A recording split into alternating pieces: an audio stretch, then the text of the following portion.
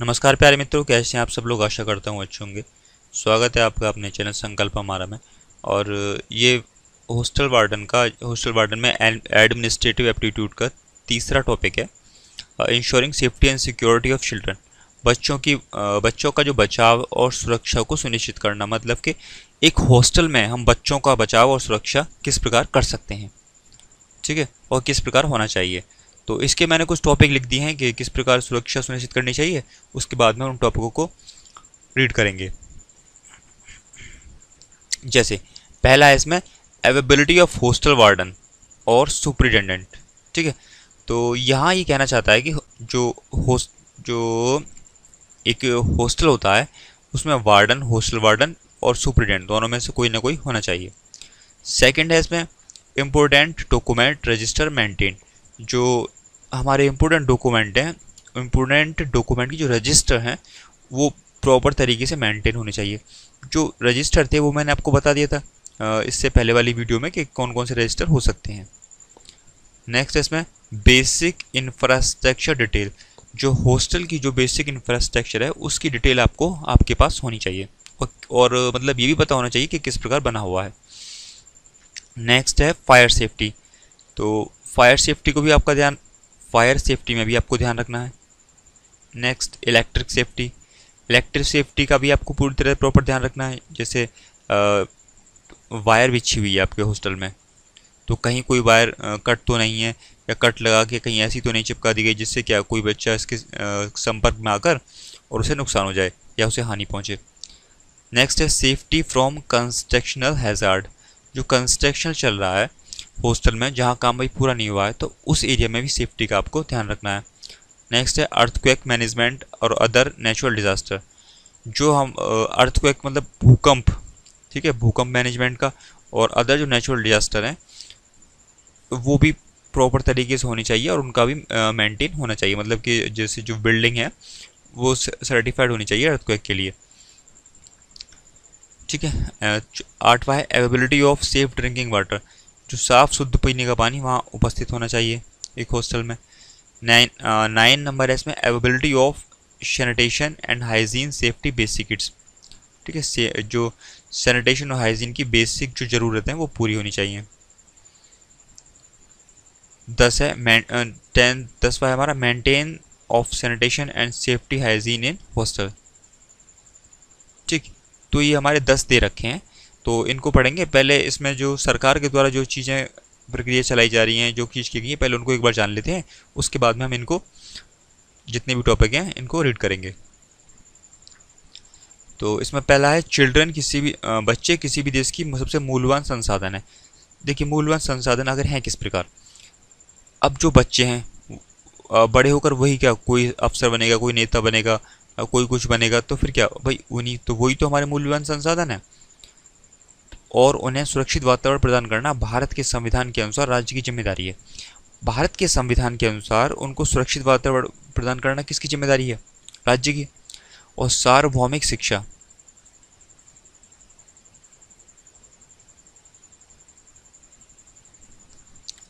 यह सार्वभौमिक शिक्षा और बच्चों को उनके पूर्ण विकास के प्रति हमारी प्रतिबद्धता में एक उपयुक्त वातावरण सुनिश्चित करना शामिल है।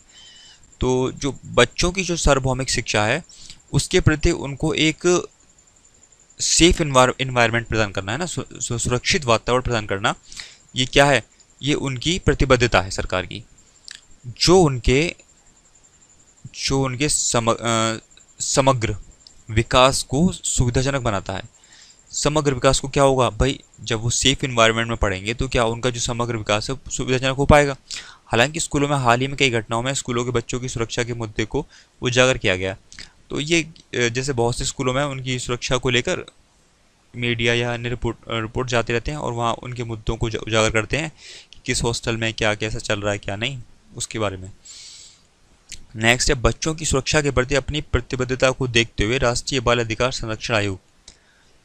जो बच्चों की जो सुरक्षा है उसको देखते हुए एक आयोग है हमारा, कौन सा? राष्ट्रीय बाल अधिकार संरक्षण आयोग, जिसे कहते हैं एनसीपीसीआर।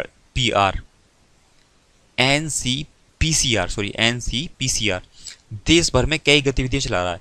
तो जो एनसीपीसीआर है ना, इसके द्वारा देश भर में बहुत सारी गतिविधियां चल रही हैं। उसका उद्देश्य क्या है? सभी ऐसी संस्थाओं को शामिल करना है जहां बच्चे किसी भी तरह से जुड़े हुए हैं। तो इसका उद्देश्य ये है, जैसे बहुत सारी संस्थाएं होती हैं, हॉस्टल हो गया, अनाथालय हो गया, तो जहाँ भी बच्चे रहते हैं ना, उन सबको क्या करना है? शामिल करना है। अगला है, नेक्स्ट पॉइंट है इसमें, राष्ट्रीय बाल अधिकार संरक्षण आयोग NCPCR का गठन भारत सरकार द्वारा बाल अधिकार संरक्षण आयोग CPCR अधिनियम 2005 और 2006 की संख्या 4 की धारा 3 के तहत एक वैधानिक निकाय के रूप में किया गया है, बाल अधिकारों की सुरक्षा और संबंधित मामलों के साथ। ठीक है, तो ये जो राष्ट्रीय बाल अधिकार संरक्षण है, इसके बारे में थोड़ा दे दिया है। 2005 का एक्ट है ये, और धारा 3 के अंदर है। अगला है इसमें, आयोग यह सुनिश्चित करने के लिए अपने अधिकार क्षेत्र के तहत विभिन्न गतिविधियां आयोजित कर रहा है। तो आयोग क्या है? ये जो राष्ट्रीय बाल संरक्षण आयोग है, ये अपने अधिकार के अंतर्गत जो भी इसकी गतिविधियां हैं उनको आयोजित कर रहा है कि स्कूलों में पढ़ने वाले, छात्रावासों में रहने वाले बच्चे सुरक्षित वातावरण में बढ़ रहे हैं। तो इसके लिए क्या करता है? गतिविधियां आयोजित करता है, जिससे उसको ये पता चल सके कि बच्चे जो हैं एकदम सुरक्षित वातावरण में पढ़ रहे हैं। भारत के संविधान के अनुच्छेद 39F में कहा गया है कि बच्चों को स्वस्थ तरीके से और स्वतंत्रता और गरिमा की स्थिति में विकसित होने का अवसर और सुविधाएं दी जानी चाहिए। तो जो बच्चे हैं ना, उनको क्या होगा? स्वतंत्र और गरिमा की स्थिति में विकसित होने का अवसर और सुविधा, बिल्कुल भाई सबको एकदम समान अधिकार मिलना चाहिए और स्वतंत्रता मिलनी चाहिए, जिससे क्या वो भी अपना गरिमापूर्ण जीवन जी सकें। 2017 और 18 में आयोग ने स्कूलों में बच्चों की सुरक्षा पर एक मैनुअल विकसित किया। वो क्या? आवासीय शैक्षणिक संस्थानों के लिए स्टैंड अलोन हॉस्टल के लिए प्रक्रियाओं के नियम। एक मिनट, मैंने एक लाइन छोड़ दी है। आवासीय शैक्षिक संस्थानों के लिए छात्रावासों पर दिशा निर्देशों को मसौदा तैयार किया गया। सन 2018-19 में NCPC के बच्चों के लिए स्टैंड अलोन हॉस्टल के लिए प्रक्रियाओं के नियम बनाए। तो इसने क्या, जो हॉस्टल के है ना, हॉस्टल के लिए इसने नियम बनाए। सीधे आप ये समझिए, इस किसके अंतर्गत? ये राष्ट्रीय बाल संरक्षण आयोग के अंतर्गत है ना। स्कूलों में बच्चों की सुरक्षा, सेफ्टी एंड सिक्योरिटी है, ये सुरक्षा हो गया 2 बार। सेफ्टी एंड सिक्योरिटी पर राष्ट्रीय सर्वेक्षण आयोजित किया गया। और जैसे कस्तूरबा गांधी विद्यालयों, KGB, आश्रम स्कूल, जवाहर नवोदय विद्यालयों पढ़ने वाले बच्चों की भेद्यता, सुरक्षा, सेफ्टी एंड सिक्योरिटी की जांच करने के लिए एक अध्ययन किया गया। तो जितने भी आप समझिए यहाँ पे, जितने भी जैसे स्कूल हैं, KGB है ना, राष्ट्रीय कस्तूरबा गांधी विद्यालय, अगला है जैसे आश्रम बहुत होते हैं, तो उनमें क्या होता है भाई? बच्चे तो पढ़ते ही हैं। जवाहर नवोदय विद्यालय, आपने इसका नाम तो सुना ही होगा। तो उनकी जांच के लिए एक अध्ययन किया गया। तो मतलब कि क्या भाई, इन सब में जो बच्चे हैं वो पढ़ते हैं, और क्या फ्री से में पढ़ते हैं, मतलब पैसे तो बहुत ही कम जाते हैं इनके। तो वहाँ क्या बच्चों की सही से देख रेख हो रही है, नहीं हो रही, तो उसके लिए क्या है, अध्ययन चलता रहता है, और वहाँ जाँचें मतलब बैठती रहती हैं। जो भी ये जो राष्ट्रीय बाल संरक्षण आयोग है, ये अपनी तरफ से वहाँ कोशिश करता रहता है। तो इन प्रयासों को आगे बढ़ाते हुए आयोग ने छात्रों के लिए प्री मैट्रिक छात्रावासों में छात्रों की सुरक्षा, सेफ्टी और सिक्योरिटी पर अध्ययन किया। तो उन्होंने क्या किया? उनकी सुरक्षा किस प्रकार हो सकती है, तो उसके लिए उन्होंने अध्ययन किया है। ये इंग्लिश में मैंने दे रखा है, आप पढ़ लीजिएगा। अगला है, भारत का संविधान लिंग, आय, शारीरिक और मानसिक स्थिति के बावजूद बच्चों सहित अपने सभी नागरिकों को समान अधिकारों की गारंटी देता है। भारत का जो संविधान है ना, आपको भी पता होगा, ये क्या हमको भाई जाति, लिंग, आयु और शारीरिक के आधार पर हमको समानता का अधिकार दे रखा है। ठीक है, हमारे संविधान में मौजूद है। हालांकि बच्चों की असुरक्षा को ध्यान में रखते हुए संविधान ने बच्चों के लिए विशिष्ट अधिकार प्रावधान निर्धारित किया। अब देखिए, सबको अधिकार तो यहाँ हमारे संविधान ने दे रखा है, लेकिन इन्होंने क्या किया? बच्चों के लिए कुछ स्पेशल एक्ट बनाए। और भारत के संविधान के अनुच्छेद 39F और अनुच्छेद 39F और कौन सा 46 के अलावा राज्य शैक्षिक आर्थिक शिक्षा को विशेष देखभाल के साथ बढ़ावा देगा। तो अब ये कह रहा है, इनके अलावा ना राज्य जो है वो भी आर्थिक, जो बच्चों की आर्थिक शिक्षा और देखभाल को, उसे भी बढ़ावा देना होगा। अगला है लोगों के कमज़ोर वर्गों और विशेष रूप से अनुसूचित जातियों अनुसूचित जनजातियों के हित में और उन्हें सामाजिक अन्याय और सभी प्रकार के शोषण से बचाएगा। ठीक है, ये राज्य की जिम्मेदारी होगी। ये अनुसूचित जाति और अनुसूचित जनजातियों को इन सभी मतलब जो भी शोषण हो उसका शारीरिक लिंग या जितने भी आधार पर, तो उससे उन्हें बचाएगा। कई अलग अलग सरकारी योजनाएं इसमें उन्होंने चला रखी हैं। नेक्स्ट इसमें है, हमें दे रखा है बच्चों की सुरक्षा के संदर्भ में छात्रावास के वातावरण की जांच करना। तो भाई ये एनसीपीसी ये सब क्या करेंगे, यही जांच ही करेंगे, और भी जो कमेटी होंगी वो जांच करेंगी। रोकथाम और निपटाने के लिए अधिकारियों और छात्रावास कर्मचारियों की तत्परता से जांच करना। ठीक है, छात्रों की सुरक्षा से संबंधित घटनाएं जो भी होंगी उनका उनको जांच, उनको भी ये जो है राष्ट्रीय बाल संरक्षण आयोग ये भी इन्हें देखेगा। किसी भी घटना की स्थिति में छात्रावासों द्वारा अपनाए गए निवारण तंत्र की जांच करना। जैसे कोई भी घटना अगर हो रही है तो उसका उन्होंने क्या सॉल्यूशन निकाला, उसकी भी जांच करेंगे। छात्रावासों के बाल अधिकारों का उल्लंघन ये भी बिल्कुल नहीं होना चाहिए। आवासीय सुविधाओं की सुरक्षा, सेफ्टी एंड सिक्योरिटी उपायों में सुधार के उपायों की सिफारिश करना। जो आवासीय उनकी सुविधाएं हैं रूम की, तो उसकी भी जो सेफ्टी सिक्योरिटी जो कर सकते हैं उनकी भी सिफारिश होनी चाहिए।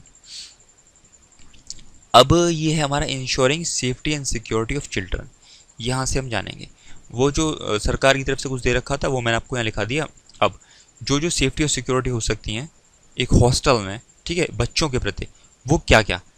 पहला मैंने शुरू में ये सारी चीज़ें बता दी थी। अवेलेबिलिटी ऑफ हॉस्टल वार्डन, इसे 11 को हटा दीजिए, ये सीखा है। ठीक है, ensuring safety and security of children, तो पहला है इसमें अवेलेबिलिटी ऑफ हॉस्टल वार्डन और सुपरिटेंडेंट। मैं आपको बता चुका हूँ कि एक हॉस्टल में हॉस्टल वार्डन या सुपरिटेंडेंट का होना आवश्यक है, बहुत ही जरूरी है। नहीं तो बच्चों का ध्यान बताइए आप कौन रखेगा। ठीक है, वो उसी की जिम्मेदारी होगी। सेकेंड है इंपोर्टेंट डॉक्यूमेंट्स रजिस्टर मेंटेन। अब हम चलते हैं, थोड़ा जान देंगे इसमें। पहले मैंने आपको बता चुका हूँ। ठीक है, अब document, important document register record, तो मैंने आपको बताया था जैसे एडमिशन और डिस्चार्ज रजिस्टर। ठीक है, ये भी होना चाहिए एक हॉस्टल वार्डन के पास। विजिटर बुक्स, ये कौन कौन आ रहा है किस बच्चे से मिलने के लिए, ये भी वहाँ पर उपस्थित होने चाहिए डॉक्यूमेंट के रूप में। तो मेडिकल रिकॉर्ड और रिपोर्ट एक बच्चे की ये हॉस्टल वार्डन के पास होनी चाहिए। जैसे मेडिकल रिकॉर्ड में क्या होता है, उसको जो पहले से बीमारी है या जो उसको वो बीमार है उसकी रिपोर्ट इनके पास होनी चाहिए कि किसी बच्चे को कोई अदर बीमारी तो नहीं है। अगर है तो भाई उसका रिकॉर्ड तो रखना होगा ना कि उसको क्या बीमारी क्या नहीं है। तो और जो चेकअप होते हैं एक हॉस्टल में उनकी रिपोर्ट भी रखेंगे ये। और अगला है इसमें बेसिक इंफ्रास्ट्रक्चर डिटेल। जो एक हॉस्टल की बेसिक इंफ्रास्ट्रक्चर है इसकी डिटेल भी एक उपस्थित होनी चाहिए। ठीक है, हॉस्टल में, और हॉस्टल वार्डन के पास तो ये होनी चाहिए बच्चों को, क्योंकि ये सब क्या है भाई, ये बेसिक चीज़ें हैं और एक हॉस्टल में बच्चों की सुरक्षा के प्रति ये सारी चीज़ें उपस्थित होनी चाहिए। जैसे परमानेंट स्ट्रक्चर, हॉस्टल का जो स्ट्रक्चर है वो परमानेंट होना चाहिए। कहीं भी ऐसा नहीं कि अस्थायी रूप से करवा दिया, कोई दीवार ऐसी करवा दी। तो प्रॉपर एक परमानेंट स्ट्रक्चर होना चाहिए बहुत ही अच्छी तरीके से। बाउंड्री वॉल मतलब चार दीवारी बाहर की, जैसे कोई स्कूल है, ठीक है, ये छात्रावास है, ये स्कूल हो गया, तो इसकी जो चार दीवारी चारों तरफ ये प्रॉपर कंप्लीट होनी चाहिए जिससे कोई बाहर से आ जा ना सके। ठीक, और बच्चों को कोई हानि ना पहुंचाए। नॉन स्लिपरी फ्लोर, गैर फिसलने वाली मंजिल। तो आपने जैसे ऊपर की कोई मंजिल या नीचे की मंजिल, तो वो एक नॉन स्लिपरी फ्लोर के रूप में होना चाहिए, जिससे क्या होगा वो फिसलने वाले ना हो और जैसे बच्चों को कोई हानि ना पहुंचे।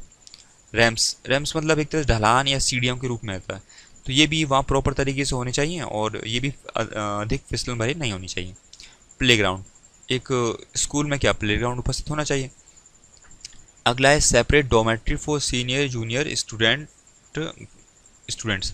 तो ये जो सीनियर और जूनियर स्टूडेंट्स हैं, विद्यार्थी हैं, इनकी डॉर्मेट्री जो है सेपरेट होनी चाहिए, मतलब सीनियर की अलग और जूनियर की अलग।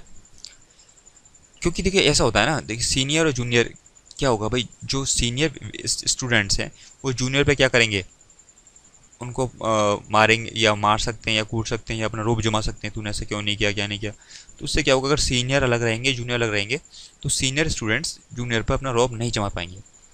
अगला है गार्डियंस काउंसलिंग रूम, भाई हर हॉस्टल में और इसमें एक गार्डियंस रूम भी एक गाइडेंस काउंसलिंग रूम भी उपस्थित होना चाहिए।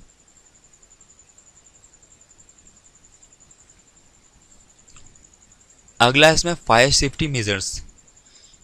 तो फायर सेफ्टी मेजर्स में क्या, हॉस्टल है फायर सेफ्टी सर्टिफिकेट, तो हॉस्टल के पास एक क्या फायर सेफ्टी सर्टिफिकेट होना चाहिए कि आग लगने पर, जिससे मान लीजिए एक हॉस्टल में आग लग जाती है, ठीक, तो बच्चे कहाँ से और किस प्रकार तुरंत निकल सकते हैं जिससे कि उन्हें दिक्कत ना हो। जैसे आपने देखा होगा बहुत से कोचिंग सेंटरों में आग लग जाती है तो बहुत से क्या करते हैं, खिड़की से उनको कूदना पड़ता है, ठीक है, खिड़की से कूदते हैं, कुछों के लग जाती है, कुछ सीढ़ी लगाते हैं। तो इस प्रकार का बिल्कुल सिस्टम नहीं होना चाहिए। आग लगने पर भी बच्चों को आराम से हॉस्टल से निकाला जा सके, या फिर स्कूल से कॉलेज से जो भी होगा जहाँ पढ़ रहे हो, अगर वहाँ आग लग जाती है, सॉरी स्कूल में अगर आग लग जाती है तो वहाँ से भी उनको प्रॉपर तरीके से निकाला जा सके सेफ्टी के साथ। अब ये फायर एक्सटिंग्विश प्लेस स्थान, एक ऐसा स्थान होना चाहिए। Hostel management touch with the local fire fighter agency for mock drill, तो हॉस्टल मैनेजमेंट को लोकल जो फायर फाइटिंग एजेंसी है उनके टच में रहना चाहिए और मॉक ड्रिल भी करते रहना चाहिए। अगला है hostel authority have emergency plan host for other type of emergency. देखिए हॉस्टल अथॉरिटी के पास हमेशा एक इमरजेंसी प्लान होना चाहिए जिससे कि क्या अदर टाइप की इमरजेंसी आती है तो उसके लिए वो तुरंत प्रिपेयर रहें, तैयार रहें। अगला है इसमें इलेक्ट्रिक सेफ्टी। इलेक्ट्रिक सेफ्टी में क्या क्या, नो कवर्ड लाइव वायर, मतलब कि sorry no uncovered live wire. तो ये जो हॉस्टल की जो जैसे वायर हैं, ठीक है, वायर होंगी इस प्रकार, तो ये कोई भी वायर अनकवर्ड नहीं होनी चाहिए, सारी कवर्ड होनी चाहिए, ठीक है। जिससे क्या भाई अगर किसी ने पकड़ के तार खींच लिया और वो टूट गया और करंट लग गया तो क्या होगा, वो घायल हो जाएगा, ठीक है, हो सकता है उसकी जान भी चली जाए। और नेक्स्ट है इसमें ये electrical safe system being check properly. आपको जो इलेक्ट्रिक सिस्टम है इसको प्रॉपर्ली क्या चेक करना होगा सेफ्टी के पर्पज से। नेक्स्ट है सेफ्टी विद कंस्ट्रक्शन हैजार्ड, निर्माण संबंधी खतरों की सुरक्षा। मान लीजिए कोई हॉस्टल या मान लीजिए हॉस्टल या फिर कॉलेज या फिर सॉरी या फिर स्कूल में कंस्ट्रक्शन काम चल रहा है, तो आपको वहाँ सुरक्षा का ध्यान रखना होगा और स्टूडेंट्स को पहले ही बता देना होगा बच्चों को कि देखिए इस तरफ कंस्ट्रक्शन काम चल रहा है तो उस तरफ आप ना जाएं, ठीक है। तो इस तरह आपको ध्यान रखना होगा, वहाँ आप बैरिकेड लगा सकते हैं। नंबर 7 है earthquake and other disaster, building earthquake resistance safe case hostel situated in earthquake risk zone. यदि छात्रावास भूकंप जोखिम क्षेत्र में है तो भूकंप प्रतिरोधी क्षमता का निर्माण सुरक्षित होना।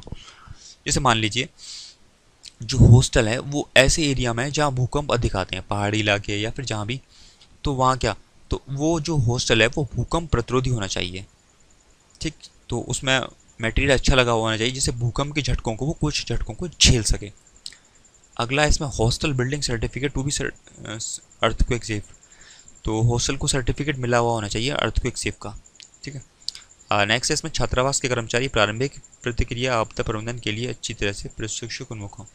Hostel staff is well train for response disaster management.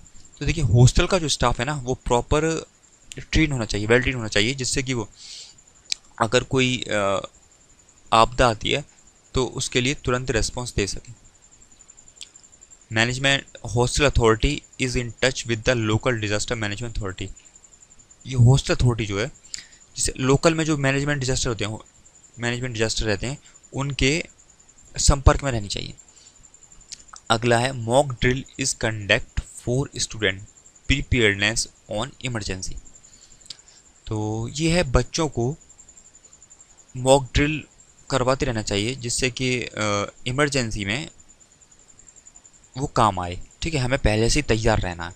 अगर हम बच्चों को मॉक ड्रिल करवा देंगे तो इमरजेंसी में क्या हमारे यही काम आ जाएगा। नेक्स्ट है availability of safe drinking water, मतलब पीने का पानी सेफ, पीने का सुरक्षित पानी उपस्थित होना चाहिए। अगला है 8वां hostel having safety certificate for drinking water. Hostel के पास क्या सर्टिफिकेट होना चाहिए शुद्ध पानी का, कि वहाँ शुद्ध पानी उपस्थित होता है ना, प्रोवाइड होता है। अगला है hostel is in which water provide to student tested by the local authority periodically. तो जो हॉस्टल में जो बच्चे पानी पीते हैं वो कैसा होना चाहिए, साफ़ होना चाहिए। साफ़ होना चाहिए तो क्या, तो वही कह रहा है लोकल अथॉरिटी के द्वारा वो टेस्टेड हुआ होना चाहिए। और नेक्स्ट है इसमें, ये है हमारा hostel management ensure safe portable water always.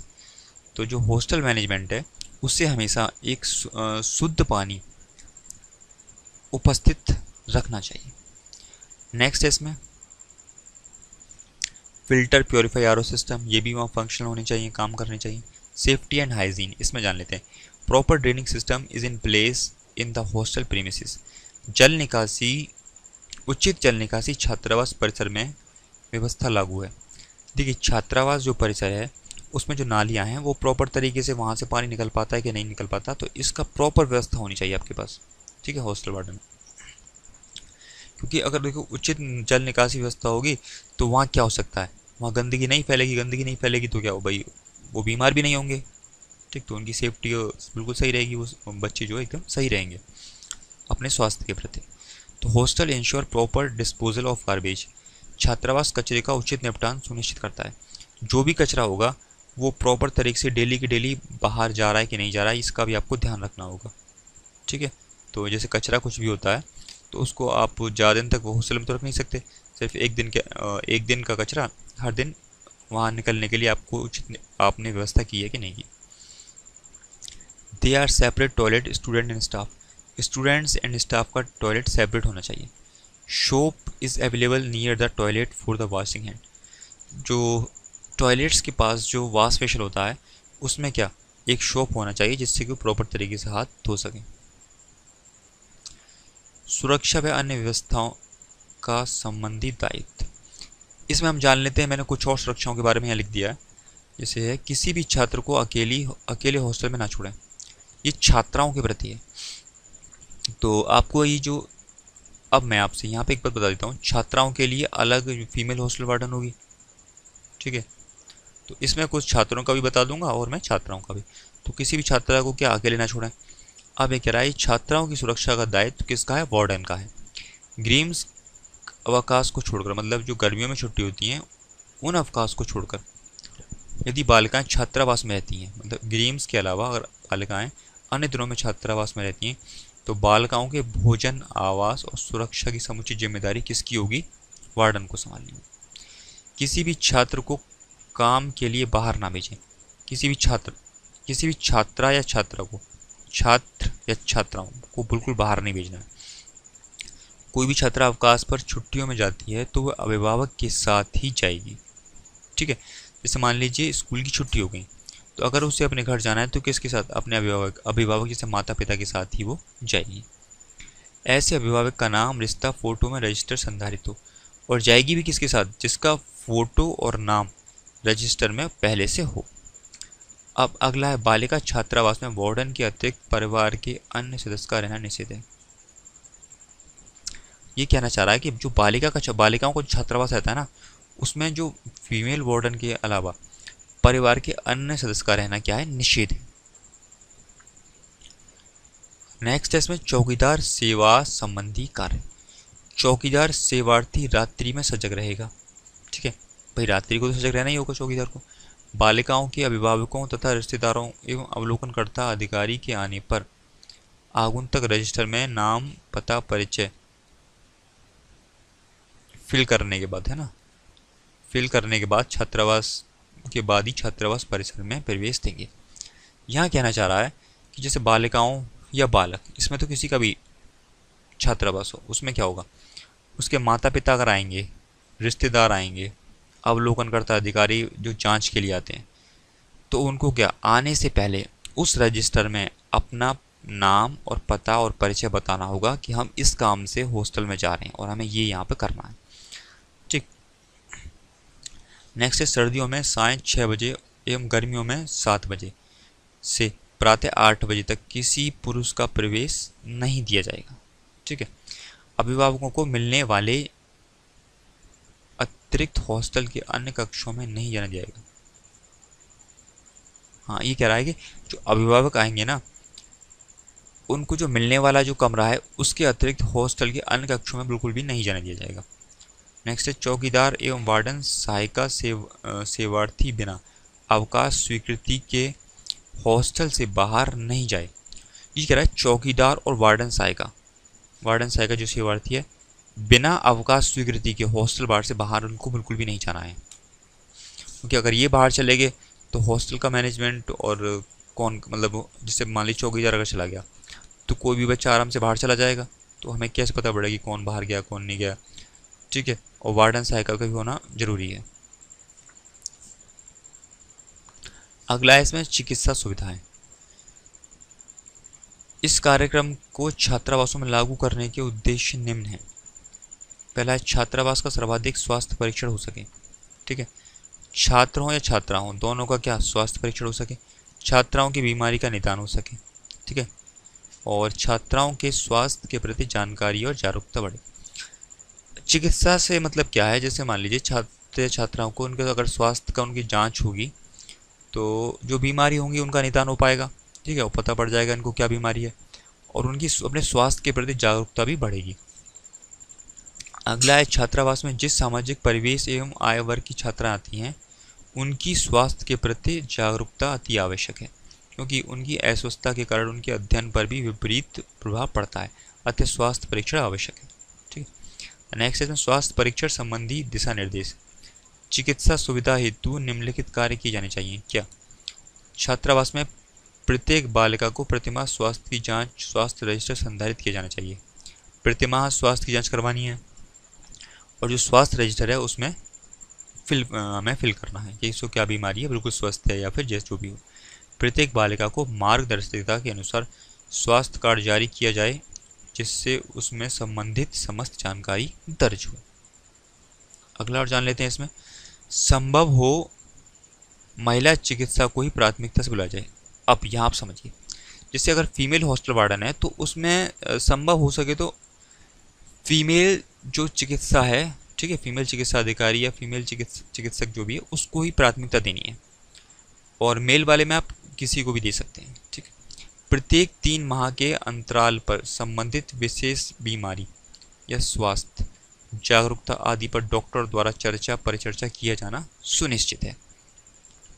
तो मतलब प्रत्येक 3 माह के अंतराल पर ये चर्चा परिचर्चा स्वास्थ्य संबंधी ये सारी चीज़ें होंगी। नेक्स्ट है बालिकाओं के आयु वर्ग को ध्यान में रखते हुए किसी चिकित्सक नर्स द्वारा माहवारी एवं माहवारी के दौरान आने वाली कठिनाइयों के बारे में जानकारी चर्चा परिचर्चा के माध्यम से दिया जाना सुनिश्चित करें। विशेष ध्यान रखा जाए कि यह परिचर्चा वार्डन की उपस्थिति में ही महिला द्वारा की जाए। ये जो माहवारी और ये जो इसकी जो चर्चा है वो महिला वार्डन उपस्थित होगी और चिकित्सक भी कौन होगी, महिला होगी, उनके सामने देनी है। अगला इसमें आवश्यक होने पर बालिकाओं को बीमारियों के निदान हेतु नज़दीकी जिला चिकित्सालय सामुदायिक स्वास्थ्य केंद्र सरकारी स्वास्थ्य केंद्र मान्य स्वास्थ्य केंद्र पर ले जाकर जांच कराएं।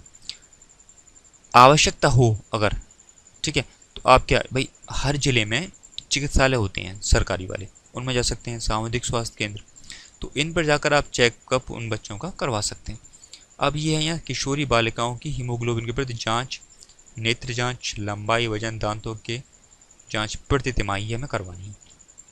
अगला है शौचालयों की साफ सफाई के लिए आवश्यक सामग्री जैसे एंटीबैक्टीरियल फिनाइल आदि उपकरण क्रय करने में भी किया जाता है, ठीक है। तो ये सारी चीज़ें शौचालय में उपस्थित होनी चाहिए। नेक्स्ट है इसमें बालिकाओं को आयरन की दैनिक आवश्यकता अनुसार, जैसे आयरन की अगर किसी में बालिकाओं में कमी हो जाती है तो उनको उस चीज़ की गोली, ठीक है, जैसे आयरन और फोलिक एसिड की गोलियां आप दे सकते हैं, वो भी निःशुल्क देनी होंगी, ये आपको मिल जाएंगी वहाँ से। नेक्स्ट है इसमें छात्रावास में हर समय फर्स्ट एड किट उपस्थित होनी चाहिए। खरीदते समय आवश्यक रूप से देखें, जैसे मान लीजिए आप कोई चीज़ खरीद रहे हैं तो उसमें आपको देखना होगा कि जो दवाई है ये एक्सपायर डेट की तो नहीं है, ठीक है, और जो ये जो है प्राथमिक स्वास्थ्य केंद्र ये कह रहा है चिकित्सक या अन्य किसी तकनीकी व्यक्ति के परामर्श पर ही प्राप्त की जाए। जैसे अगर किसी बच्चे को कोई बीमारी आती है तो अब ऐसा नहीं है कि आप अपनी मर्जी से कोई भी दवा लिया है, ये आपको चिकित्सक के परामर्श पर ही ये दवाएं उपस्थित होनी चाहिए, ठीक है। और इसमें क्या रहा है, बीमारियों की दवाइयों की चिकित्सक के परामर्श व लिखित पर्ची के अनुसार ही उपलब्ध कराएं, है ना। तो लिखित पर्ची के अनुसार ही उपलब्ध कराएं, जिससे क्या होगा, ये रेस्पॉन्सिबिलिटी आपकी नहीं रहेगी आपने गोली खिलाई, भाई चिकित्सक ने हमें ये दवा दी, उसका पर्चा आपके पास होगा। नेक्स्ट इसमें दवाइयाँ जहाँ तक संभव हो नज़दीक की उपभोक्ता भंडारण की दुकानों से ही खरीदें। स्वास्थ्य संबंधी सुविधाएं बालिकाओं तक ही सीमित हैं।